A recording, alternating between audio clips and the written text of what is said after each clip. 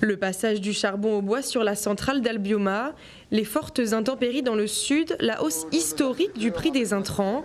C'est avec presque un mois de retard que devrait débuter la campagne sucrière 2023, une situation qui inquiète fortement les planteurs. On a envie de baisser les bras par rapport aux intrants, tout en train d'augmenter. L'année dernière, une tonne d'engrais coûtait à peu près 1 300 €. La plupart des planteurs ont diminué beaucoup de l'engrais. C'est pour ça que cette année, il y aura de moins en moins de cannes.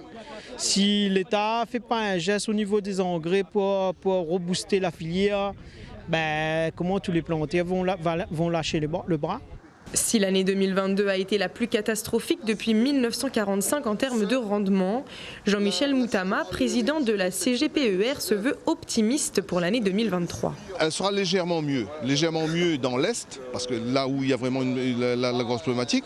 Et dans le Sud, je dirais sur le bassin du Sud, on peut être quand même optimiste aussi d'avoir un légèrement mieux, parce que les pluies qu'on vient d'avoir là est très bénéfique pour les cannes qui ont été coupées en fin de campagne l'année dernière. Il reste encore 3 ou 4 mois pour qu'elles puissent être coupées, donc on puisse avoir un peu de tonnage. Moi je suis quand même optimiste là-dessus, elle sera légèrement mieux. Je pense environ proche d'1,4 million, je pense, oui, avec ces pluies-là.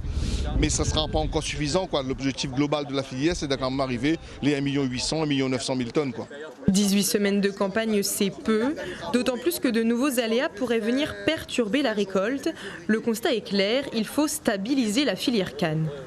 On a souvent connu des coups durs, mais on a appris à se relancer. Actuellement, il est vrai que la filière canne passe par une phase difficile. Pour garder 2 usines sucrières à La Réunion, il faut absolument qu'on remonte le tonnage pendant ces 5 années à venir.